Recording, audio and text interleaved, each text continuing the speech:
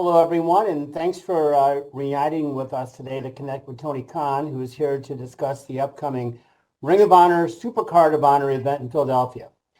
As always, we respectfully ask that you not ask two-parted questions. We want to give everyone a chance to ask Tony a question over the next hour, so your cooperation is certainly appreciated. And also, as always, please try to keep your questions focused on the Supercard of Honor show this Sunday in Philly. Finally, as Robin mentioned, please make sure your phone is unmuted. Now is a good time to check that and make sure you're unmuted. So with that, it's time to introduce Tony Khan, who will provide some opening thoughts, and then we're going to open the lines for your questions. Good afternoon, Tony. Good afternoon, Jim. Thank you very much. Hi, everybody. I'm really excited to talk to you. Very excited to chat about Supercard of Honor, and thank you all for joining us, and hopefully see a lot of you at the show tomorrow. Thanks for joining us for this call. I really appreciate it. All right. Thanks, Tony. So here we go. We're going to start with Jim Barcelone from the Miami Herald. And after Jim and Tony connect, Jason Paul from ProWrestling.net coming up, Supercard of Honor. Will be next. Jim, you're up. Okay. Can you hear me okay? I can. Okay, great. Thanks, Jim. Thanks, Tony. Hey, thanks for both of you. I know I want to talk about Supercard of Honor, Dalton Castle, incredible talent, but obviously I've got to ask just your thoughts of the CM Punk interview. I mean, one comment he made, he said you were a nice guy and not a boss. And I know you had the strong relationship with him, and I'm just curious if there's anything you could share just about your thoughts, if not the interview, just about CM Punk and this whole situation and just navigating through all this now. I know Adam Copeland had a really big, good speech last night on Dynamite, but I have to ask you just about all that. No, I'd prefer not to talk about that. I think I'd really rather focus on the card and Supercard of Honor, but thanks for asking. I think I do appreciate you asking, and there's plenty of interesting things we could talk about here. Is there anything else you'd want to talk about, Jim?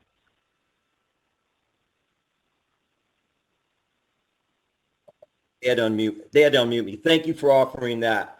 I do then. AEW's been growing. You guys have had some big moments, some really successful moments. You got Ring of Honor on board, and you also have some challenging moments. I'm curious, what have you learned about pro wrestling, the pro wrestling business, now that you're behind the curtain instead of in front of it? And thank you.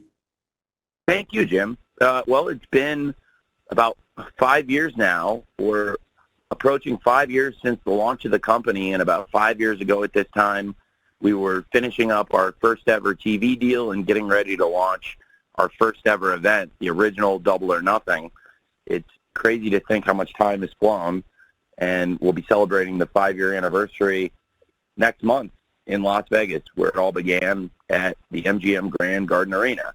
It's very surreal to think about, and so much has happened in the 5 years. I'm very grateful to everybody who's made it possible for the launch of AEW, as well as the purchase of ROH, and great events like this weekend Supercard and the upcoming AEW Dynasty, and then, of course, our 5-year anniversary show in Las Vegas. A lot of things have changed here over that time. I've definitely learned a lot about the business, and I think in looking back, it's really amazing how much can happen in 5 years. You know, Sting's entire 3-year run is in the middle of this, and that's one of the most important things to me in my lifetime in wrestling, to me personally.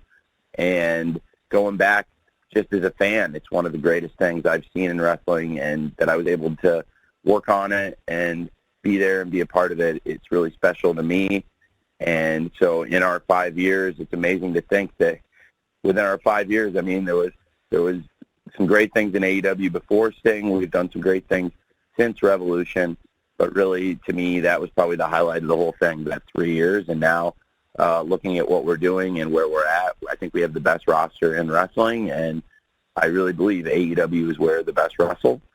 And AEW and ROH working together, complementary promotions.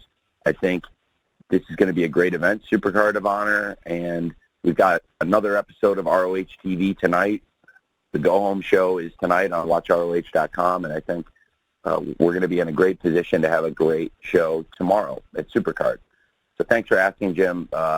It's been a great 5 years in wrestling so far, and I'm really excited about the 5-year anniversary coming up soon. Thank you very much.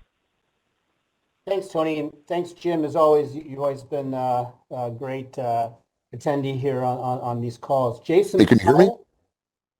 Yeah, Jason Powell from ProWrestling.net is next, followed by Bill Pritchard from WrestleZone. Jason? Hey, Tony, you made a round of talent cuts on Monday, including some wrestlers who work for Ring of Honor, and it seems to go against what you've said previously about releasing wrestlers as opposed to honoring the full length of their contracts. Can you talk about that change in philosophy? And also, was this the end of that round of talent cuts? I am very, very proud of the AEW roster. We have a great group of women and men and a lot of great talent working in ROH. Anytime we have to let someone go, it's a tough call. We've expanded the company greatly this year, and I can tell you that I can definitely plan to continue this expansion. I think we've built the best roster in wrestling, and I have no intention of stopping. I am going to keep the foot on the gas pedal. We're going to keep going after top talent, and to do so, we need a war chest, and it's important to keep an eye on the budget. I definitely value the people who work here, and anytime you have to make a cut, it's a very tough call, and these are fluid situations. They're all different from each other. As an example, one of the things that has come up is Anthony Henry is somebody who's done great work in ROH. I really like Anthony and his team, the Workhorsemen. Anthony got injured on an independent show.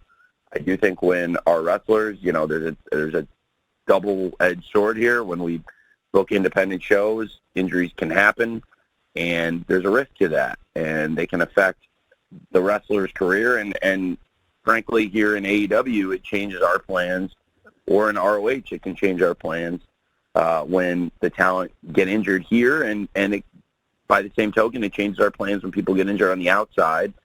And anytime anybody gets injured here, I feel responsible. When it happens on the independents, it's a challenging gray area.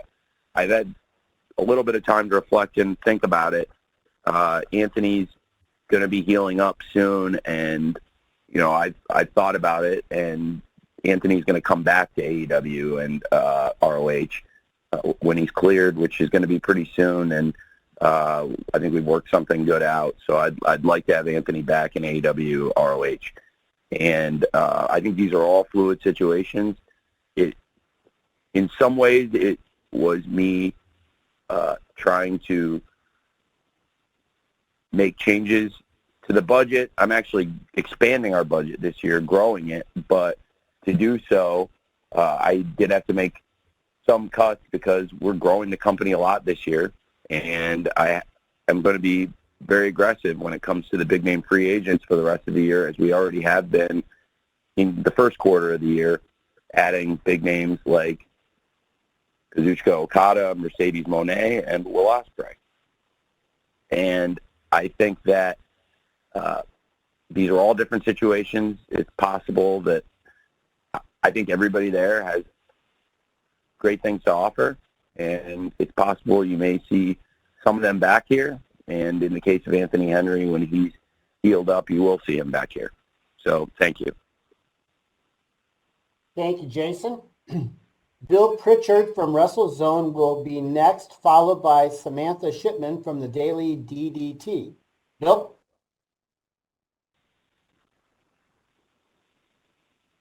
Hello? You're good, Bill. Oh, okay. Hey, Tony, how you doing? Very well. Thank you very much. How are you? I'm doing good. So I know you just addressed all the different cuts being fluid, but specifically wanted to ask about the boys being cut because they were involved in one of the top storylines on Ring of Honor TV, and just wanted to see if you could expand on what what happened with them, or how you're dealing with potential changes to that storyline moving forward? These are all very different situations. I think Dalton and Johnny have been very creative. I really enjoyed Dalton and Johnny working together, and this came at a time after Dalton had lost custody of the boys on ROH TV. The rivalry between Dalton and Johnny has been tremendous, and I'm really looking forward to the fight without honor. To be honest, I really like these calls. I like talking to you, and when I can be honest, I'll be honest. They didn't show up for work on more than one occasion, and it's not acceptable. And I think the whole locker room knew about it, and you can't do that. And that's it. And that's why I had to make a tough call. Thank you, Bill. Thanks. Samantha Shipman from the Daily DDT will be next, followed by Amy Nemedy from WrestleJoy. Samantha.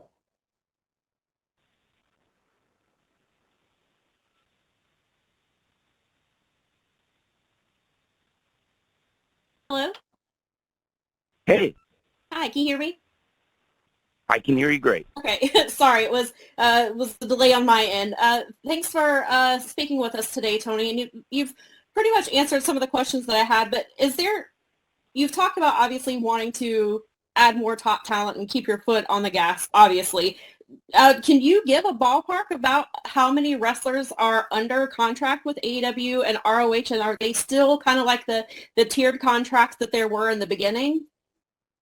We have a very deep roster, and it is similar where there are people on largely weekly deals. There are some people that are on per appearance deals, and it has, I think, it's fair to say when we added ROH, we added more talent, and adding Collision, when we expanded the AEW television from 3 hours a week to 5 hours a week, we wanted to grow the roster, and I'm very excited about the potential for where we'll be at the end of 2024. I can already feel, it's funny, I wasn't expecting a blizzard in April, but that's what we got last night in New England, and it was pretty scenic and lovely, and it's not exactly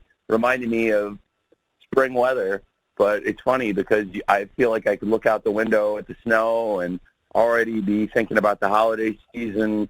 We're, over 8 months away from Christmas and the Continental Classic and the holiday season, but I'm very excited to see where we end up, and I think we'll have a great chance to expand the roster. I think there'll be great men and women out there the rest of the year, and we want to continue being aggressive and building the best roster we can, and I'm very excited about it. And I really believe AEW is where the best wrestle is very true, and I think we have the best roster in pro wrestling right now.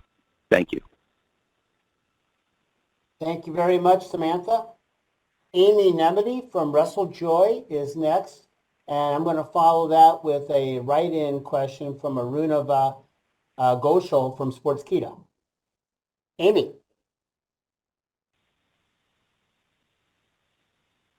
About the Supercard of Honor show itself. So I'm looking at where it's taking place in Philadelphia, and I think it's worth noting that this is where Ring of Honor itself was founded initially 22 years ago. And when I look at this card and I see Mark Briscoe and I see Athena and I see, both the World Television Championship and I see the inaugural Women's Television Championship, it really does a good job of showing what Ring of Honor is now. And I think that's really poignant in and of itself. Another anniversary, though, comes with one of those matches, which is Athena and Hikaru Shida. Athena is 48-0, undefeated in Ring of Honor singles matches since she became ROH Women's World Champion in December of 2022. Hikaru Shida is, of course, a three-time Women's World Champion with AEW, warrior with a kendo stick, and the only woman thus far to sort of break that confidence of Athena, who has shaped this new era of Ring of Honor around her.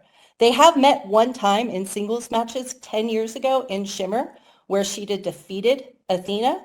I'd like you to talk about Athena in Ring of Honor and how she's sort of built the women's division around her, how that's taken off with her at the helm, and the stakes of this match heading into it. Thank you so much. Thank you.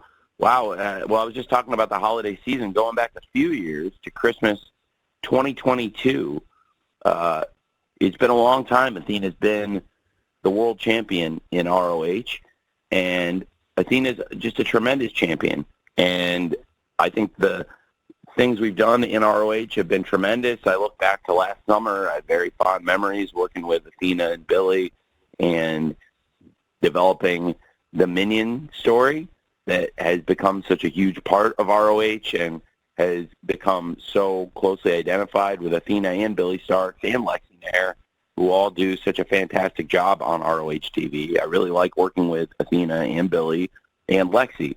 So it's very fitting that we have these great championship matches, and you have Athena and Billy both competing in big championship matches. I think Athena versus Shida is a great world championship match, and I think Billy Starks versus Queen Aminata is a great world television championship match.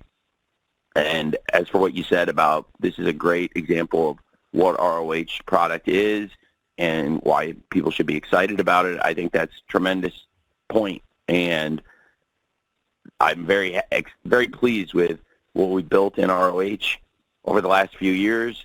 This represents 2 years since I took over the company.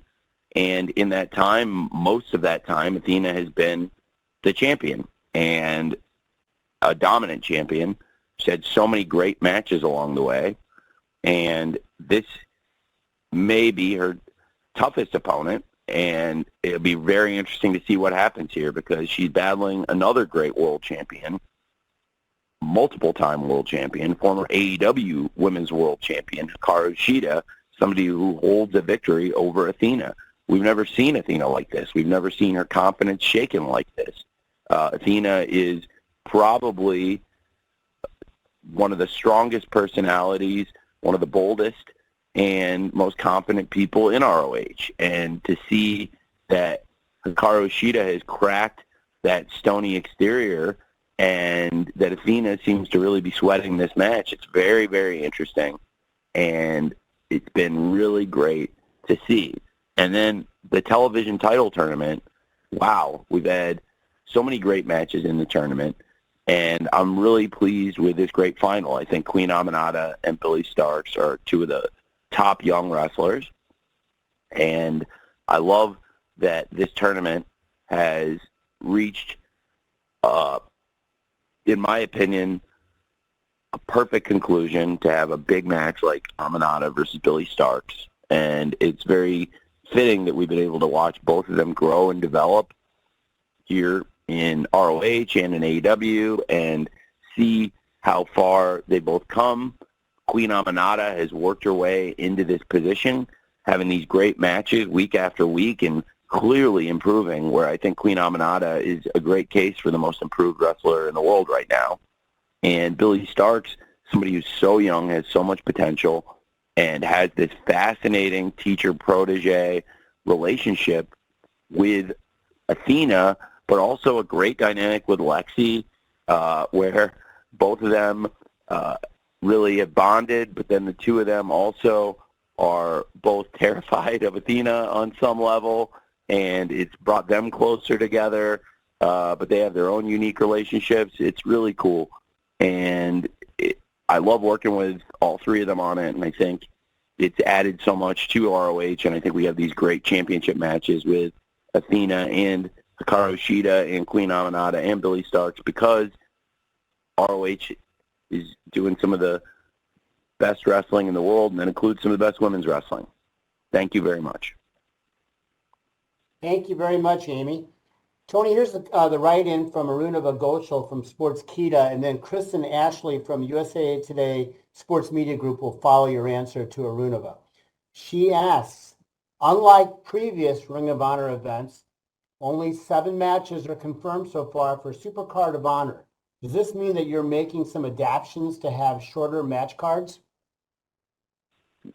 No, I don't think that's really accurate. I think this is about where we would normally be at this point in developing the card. The ROH pay-per-views have, since we launched, historically been shorter than the AEW pay-per-views and have had a little bit less on the cards because they're shorter cards. And every ROH pay-per-view I've done since we launched in 2022 has been shorter than every AEW pay-per-view. And all of the AEW pay-per-views have been roughly the same length, except for Double or Nothing 22. It was about a half hour longer by design in Las Vegas on the West Coast and running a little bit later. And this is very consistent with where we've been for the cards. I still have planning to announce more things. We have a go-home television show tonight and the 0 hour, but I think the length of the card and the size of the card is pretty consistent with what we've done in ROH and where we've been when we do these ROH media calls. I would venture to guess that's probably roughly the exact number or plus or minus 1 of where we've been almost every single one of these ROH media calls that we've done together. So thank you. All right. Thank you, Arunava. Kristen Ashley from USA Today Sports Media Group is next. Kristen will be followed by Rich Fan from PW Torch. Kristen?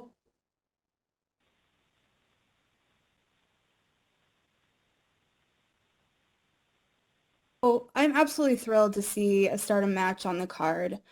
Stardom talent has absolutely appeared before on ROH, but not quite at this level. I'm just curious, how detrimental was Rossi to building a working relationship with Stardom that really got this ball rolling? Can you mind asking that one more time? Sorry, just to Sure. make sure I don't want to misstate it. I just want to make sure I'm clear. Sure. So how detrimental was Rossi to building a working relationship with Stardom that got this match rolling? Well, it's a much better relationship now, I can tell you that. It's been a real pleasure working with the new Stardom management. I'm very grateful to our partners at Bushiroad and very grateful to Stardom and New Japan Pro Wrestling. And really, I think it's a new day for sure with Stardom and AEW. And the new management has been tremendous to work with. Very grateful to them. And very excited to have Stardom represented in ROH. And again, I think in ROH you're seeing a lot of the best women's wrestling in the world is happening in ROH right now. And President Okada from Stardom has been a great friend to us, and it's a young relationship, but Taro's just a great guy and very honest and has been very open, and it's been 180 degrees what it had been like working with Stardom up to this point. You know, when I've worked with Bushiroad in the past, when there were wrestlers interested in coming to America, I believe the parent company, and specifically in our past dealings with New Japan Pro Wrestling, if there's a wrestler interested in coming here, typically they've been very open, and I have never wanted to go behind their back and work behind their back, and I've always been very open about the deals. I felt like that was a good relationship with New Japan Pro Wrestling, and there's always been the understanding that if somebody was going to come to America, I think everybody would rather have those people in AEW where they are still part of the family. They can still come work at the shows. And in all these cases where people have come over, I have never gone behind their back. I always go through the front door, and that is something that I would appreciate, the same kindness and the same courtesy. And I think, you know, it's a real relationship, and we're real people, and nobody's perfect, but I think we've really come together and built a great working relationship where there's so many positive things happening. And now I'm really excited that that's going to be able to happen with Stardom too. when I recruited Mariah May was somebody I really wanted to bring here, and I had a plan for and ideas for, and I had to get in touch with Mariah myself, which is very different from what it's been like working with New Japan, and that was because we had a totally different kind of relationship with Stardom at the time.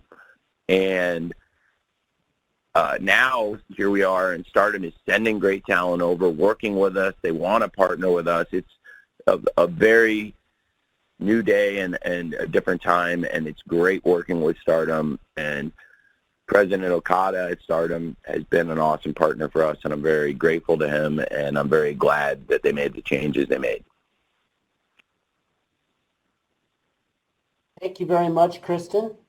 Rich Fan from PW Torch is next, followed by Corey Sharber from WHYY in Philadelphia. Rich?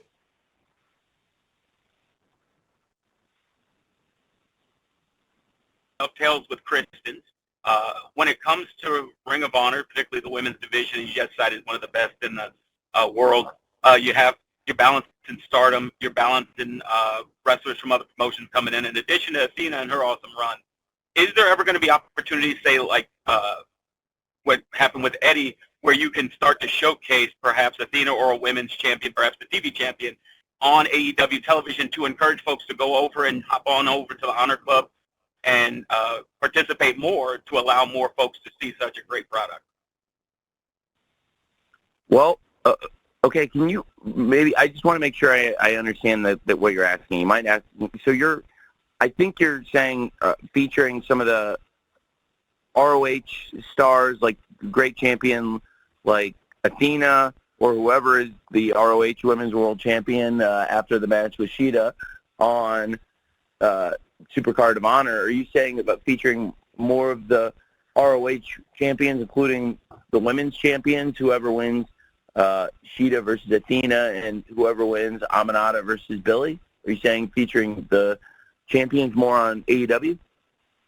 Yes, sir. Exactly. So try to give an idea, just like with the Continental Crown when Eddie was on there, and you could see the New Japan Strong, the AEW Continental title, as well as the Ring of Honor World title. So you're kind of like seeing, oh, wow, this guy's another spot. Same thing with the women, particularly with whomever wins those matches this weekend. Yeah, absolutely. It's definitely something I've considered. That's why I just wanted to make sure we were on the same page. Absolutely, yeah.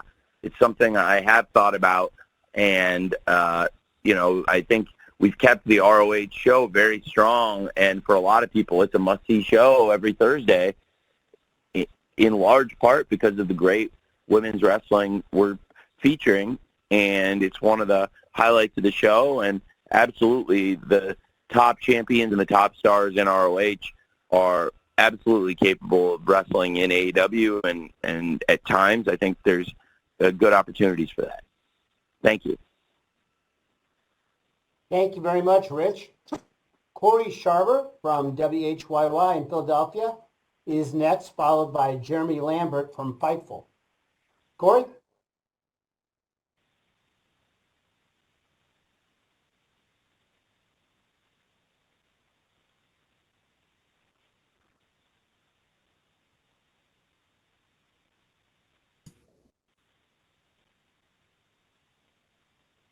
Can you guys hear me? Now we can. Okay, sorry. Yeah, I kept asking me to reconnect my audio for some reason. Hey, thanks for taking the time to speak with me today. Obviously, you know the history of Ring of Honor, and Ring of Honor got its start over 2 decades ago here in Philadelphia. If you could please just, Tony, just speak to the importance of the Philadelphia wrestling scene to Ring of Honor, especially with all these crazy big shows happening in the region at the time. It means a lot to be back in Philadelphia. I really appreciate you asking. One of the first trips I think I ever took with my dad that wasn't like a family trip was to Philadelphia.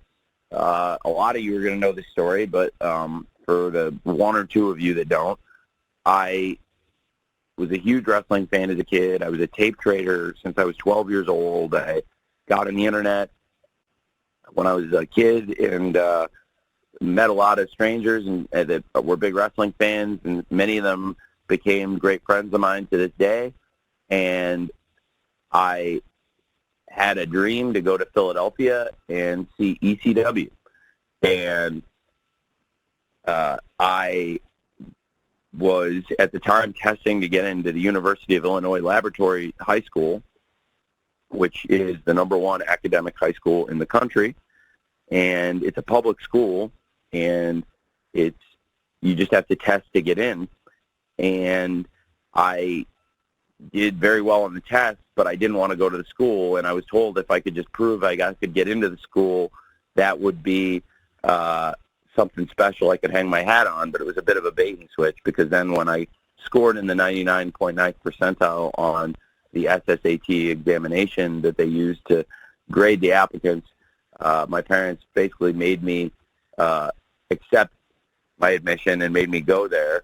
And since they pulled a bait and switch on me, to remedy it, they offered to pretty much any one-time thing I wanted. What one thing would I want in exchange for them forcing me to go to a school that ended up really changing my life much for the better and being a great experience. So it turned out to be a win-win.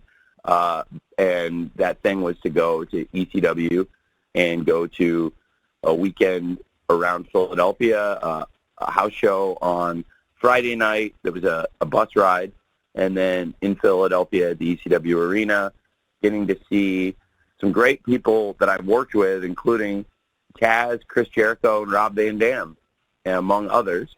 And it was Chris Jericho's last night in ECW, and it was the night I felt like Rob Van Dam really broke through and got over with the fans in Philadelphia in the stretcher match, where I was in the crowd, and you could feel like from the start of the match to the end, the perception of him had really changed, and the respect from the crowd changed. And I really believe that. And I love wrestling so much, and for me, a big part of the experience is Philadelphia, and it's a mecca of wrestling to me. I've had great experiences in Philadelphia as a promoter myself. We've had some great events there. The third ever episode of AEW Dynamite is there. I remember it very fondly, including the Darby Allin versus Chris Jericho Philly Street fight. That was Darby's first big main event ever in AEW, and just had great times in Philadelphia since I was a kid. I love it very much, and this is a city I very closely associate with the best of pro wrestling, and that's why I'm so excited to bring a great show like ROH Supercard of Honor this weekend to Philadelphia. It should be a great Friday night. Thank you very much, Corey.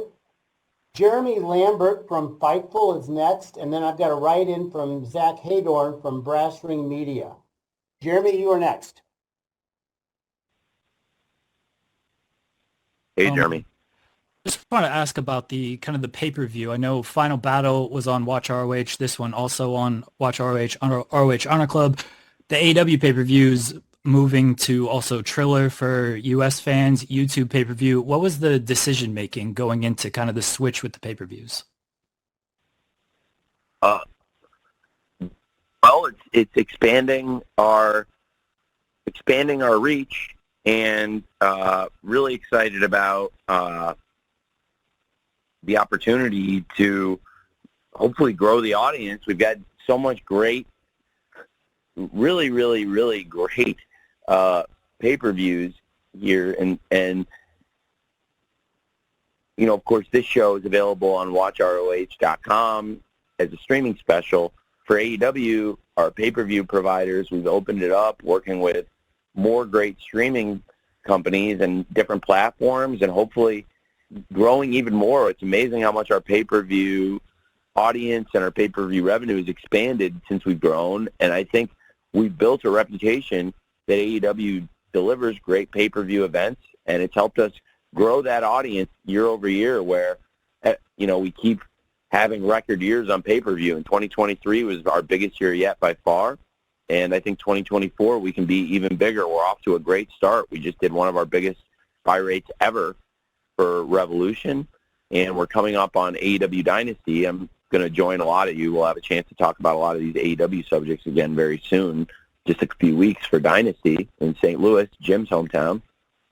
And I do think something we've done really well is building a great, consistent pay-per-view audience that's grown, and we've expanded the calendar, and they've followed. And we've added new events, and this year adding AEW Dynasty, and the tickets selling great in St. Louis, and the pay-per-view has great demand, and people are really excited for this show.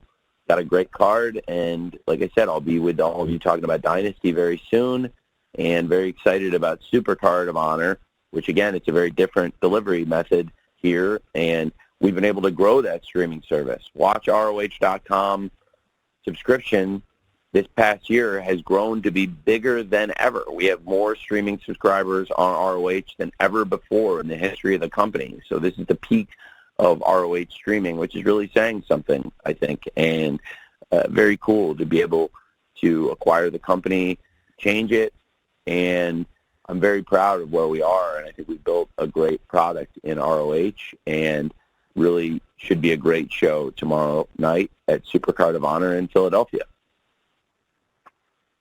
Thank you, Jeremy. Thanks.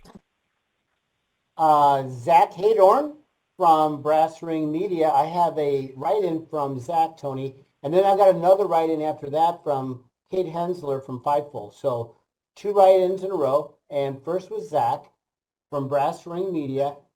Has there been any movement on a potential Ring of Honor only television or streaming deal?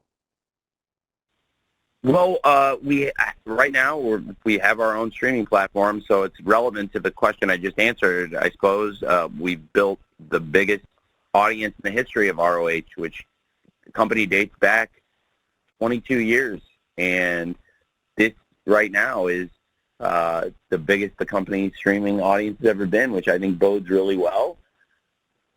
AEW's got a big media rights renewal coming up. I also hold the ROH rights, which are open for business. So absolutely, there are great chances to expand or change the platform going forward. I think that we hold a lot of cards going into next year, and ROH is a great asset, and it's something to keep an eye on for sure, where all this content is going to be in 2025. It's a very exciting time for us. Thanks, Jim. Hey, there you go, Zach. And Kate Hensler from Fightful also gave us a write-in, Tony. And her question is, we've seen Ring of Honor become a women's-driven brand for the first time in its history in correlation with a huge upswing in AEW. Can you speak a bit to the focus on that, especially with this women's tournament concluding? Yes, absolutely. I love working with these great stars, and we have some of the best women in pro wrestling in ROH today. We have these huge matches on the card, and in addition to the presence from Stardom that we've talked about, which is making the card even stronger, we've got great championship matches, including the first ever ROH Women's World Television Championship match, crowning a new champion. Who will be the inaugural champion? Will it be Queen Aminata or will it be Billy Starks? We've seen both of them rise and improve and change so much. They both had some great matches on the road to this championship bout, and I think it's going to be tremendous. And then you've got this great world championship match with Shida and Athena. And I've talked about it a bit on this call, but I think it's really important to focus on. You know, Shida has beaten Athena before, frankly, and we've never seen Athena this shaken. We've never seen Athena this shook, and I really love what is happening. And I just think that right now in ROH, we've built it into some of the best wrestling around, and in particular some of the best women's wrestling. And it's a lot of fun, and I think people are really going to enjoy the show in Philadelphia tomorrow. And some of the best stuff on the card is this tournament final, in my opinion, this great Queen Aminata versus Billy Starks match, and this great Athena versus Hikaru Shida Women's World Championship match. They've been really great stories to watch unfold on the ROH TV, and I'm really excited about them. Thank you very much. Thank you, Kate. So next is going to be Elmer Navarrete from Talking to Eddie Baby. And Elmer will be followed by Josh Nason from the Wrestling Observer. Elmer, you are next. Are you ready?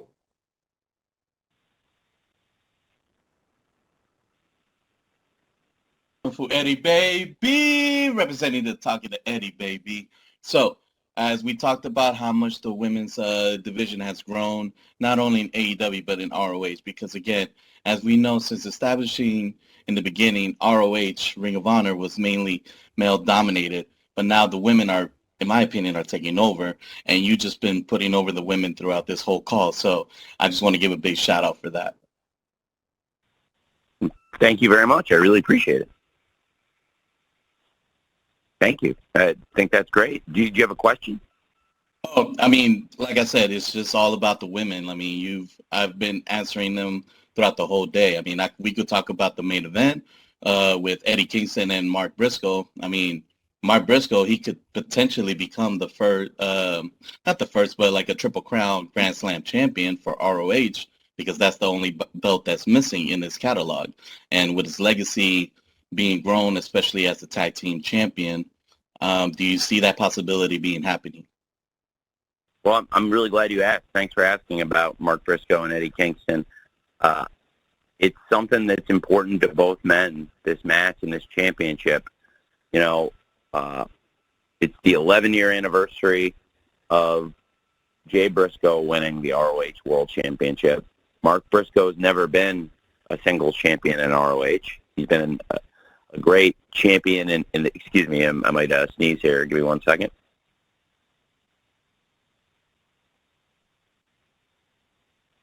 Excuse me. Mark's been a great singles, been a great tag team champion, and, teaming with his brother, Jay Briscoe, in one of the most legendary partnerships ever in pro wrestling, one of the greatest teams. And I'm really grateful that you did bring it up. If nobody had asked, I was certainly going to expound on this in my closing remarks, so thank you. This is the 2-year anniversary of my time owning ROH. Like I said, it's the 11-year anniversary of Jay Briscoe's title win. And this is a 2-year anniversary of when I acquired ROH. And that's also how I acquired the Briscoes contracts and first met the Briscoes. I've been interested in the Briscoes for a long time, and I think it's pretty well documented. I was not able to bring them onto AEW TV, but I really liked them, and when I acquired ROH, the promotion, they were top team in ROH. And going into Supercard of Honor, which is where I took over, we had positioned it working with ROH as part of AEW, working with other promotions. We had kind of set up a potential Briscoes versus FTR, ROH versus AEW match. And then when I acquired the promotion, I followed through on this as a match in ROH. And the first time I got to work with Mark and Jay, and I really, really liked them personally and clicked with them right away. And I went from wanting them in AEW to really, really wanting them in AEW. And I really pushed several times very hard, and even brought them to some of the AEW shows thinking that it was going to work and feeling like pretty confident. And I never was able to push it through. And the experiences I had working with them in ROH made me feel so strongly about how great the Briscoes were, and that they would be so additive, and that they're great, great people. And so it was 2 years ago this weekend that I first met Mark and Jay. And it's been just over a year since Jay passed, and I think about it every day. I keep a few different photos of Jay in my wallet, so I really do think about it every day, because I see him every day at least a few times. And I think about Mark all the time and his great family. And they're some of the most wonderful people I've ever met. They have a wonderful home. It's amazing to see how they are the kings and queens of their hometown and how that part of Delaware, how they really rule the roost. And Philadelphia is in their backyard, essentially. It's a short drive from where they live, and they have so much history there, the Briscoes. It's a great friendship between Eddie Kingston and the Briscoe family there. Eddie was one of the people that was there with me at Jay Briscoe's funeral, and he's somebody that I can tell has so much love for the Briscoe family, for Jay and for Mark Briscoe. And I think our whole locker room really has so much respect for Mark. And it was Eddie who came in a way that only Eddie can, where I was in the middle of a production meeting and I had a bunch of people, coaches, production staff, people working on the floor, people working on the truck, all kinds of different people in the backstage in my office, and there's 17 people in there, and we're going over notes. And Eddie just burst in and said he really wanted to wrestle Mark Briscoe, and it's a while ago. And he reminded me that it was the 11-year anniversary, and he reminded me of a lot of things. And I definitely wanted that as well. And I then sat down with him and we talked about it, and then it involved a change in some of our plans, but it was a good change to make, and I made the changes. And I'm very excited about Mark Briscoe versus Eddie Kingston. Eddie really wanted to wrestle Mark at that 11-year anniversary of Jay Briscoe's ROH World Championship win. And to me, it's also special because it's, in addition to that great milestone that we just talked about with the anniversary of Jay Briscoe's championship win 11 years ago, it's also, for me, the 2-year anniversary of my time with ROH and my time with the Briscoes. And I'll never forget the first time I walked up to Mark and Jay and Dax and Cash, talked to them about that great match they had. And it's one of the most special trilogies ever in wrestling. It's one of the best things I've ever been a part of. And now I'm very excited to be a part of what's going to happen tomorrow night with Eddie Kingston versus Mark Briscoe for the ROH World Championship match. And thank you for asking about it. I really appreciate it because it was certainly on my mind. Thank you, Elmer. Okay, we've got time for 2 more. So let's go with Josh Nason as promised from the Wrestling Observer, and then we'll end with Dax Cheese from Sunday night's Main Event Radio. Josh.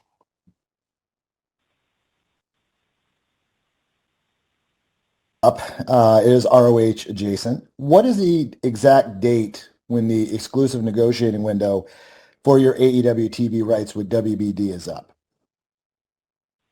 I am not sure that I'm able to answer that question, and I don't want to endanger everybody who works here or get anybody in trouble. So I'm not sure I can say, but it's coming up soon.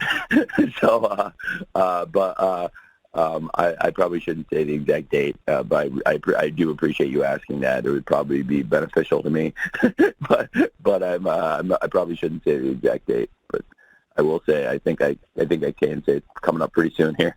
Thank you. Okay, thanks, Josh. Finally, Dax Cheese from Sunday night's Main Event Radio. Dax.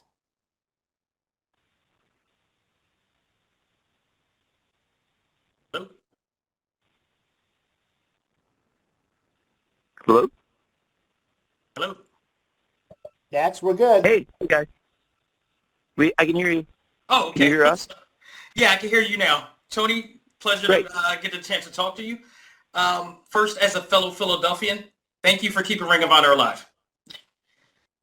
Thank you. I really appreciate that. Definitely start. It's been great. It's been a great experience. Thank you. I really appreciate that.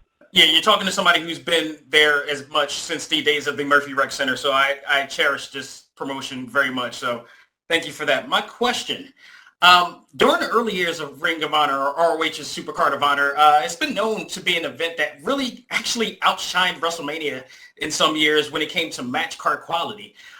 It's even safe to say ROH is responsible for WrestleMania weekend and how elaborate it is right now, because of what their methods was to, challenge them every single time. In this stage, do you feel the pressure with trying to be the best in show of this weekend, or do you have a different mindset going in? I always want to be the best wrestling show of any given day, week, time slot, any opportunity we get, and I think we're going to offer some of the very best in wrestling at ROH Supercard tomorrow night. I think it's going to be a great event. I'm really excited for it, and I think we've set a high standard with Supercard of Honor in Dallas. Was a tremendous show with great moments like that first ever FTR Briscoes match and the arrival of Samoa Joe, who's now the AEW World Champion. That event, the impact, the results, the things that happened that night at Supercard of Honor 22, that's still being felt in the wrestling business today. Then you had Supercard last year in Los Angeles. What a great event. So many great things on the card. Great moments. Great moment for the wrestler, Katsuyori Shibata. Great matches. Top to bottom, Eddie Kingston Claudio was tremendous. Another great win for Athena on her run. And so many great things I could say about these past two Supercard of Honors, yet I'm maybe I think this third one, my 2-year anniversary here coming up, and Supercard tomorrow night, I think I'm looking forward to this one the most of all. I think travel-wise also, I probably won't have anything scary. I don't know if anybody knows. The first Samoa Joe appearance was one of the all-time great pro wrestling travel stories. Big shout out to the pilots that made that happen. I got them AEW World Championship belts, and it's very appropriate, Samoa Joe being the AEW World Champion now as well. But I had gotten these championship belts for the pilots that made it happen, that got Samoa Joe to Supercard of Honor, because it's an all-time story, and they deadheaded to pick him up when commercial airlines did not fly as expected. And Samoa Joe also drove out of the way to a very small town, it would be fair to say, basically in the middle of nowhere, to a very small, remote airport that was the only airport that they could fly in or out of because of a ridiculous set of circumstances. Yet here we are, and that event came off, and I don't think we'll have anything quite that scary tomorrow, hopefully. And very excited about Supercard tomorrow. Okay, thanks, Dax, and thanks, everyone. We're now at the end of our time. It's always the fastest hour in wrestling, but Tony, if you have any closing thoughts, share them here now. Well, thank you, Jim. I think we're competing with Rampage for the fastest hour in wrestling here on these calls, but I really enjoy them, and I enjoy Rampage, and I enjoy visiting with all of you and with you, Jim. I really appreciate you all doing this. Thank you to everybody covering the show. Hopefully I'll see some of you in the scrum tomorrow night after. And I always really appreciate all of you who come to these events, cover these events. And if you aren't able to join us, I appreciate all of you join us on the phone.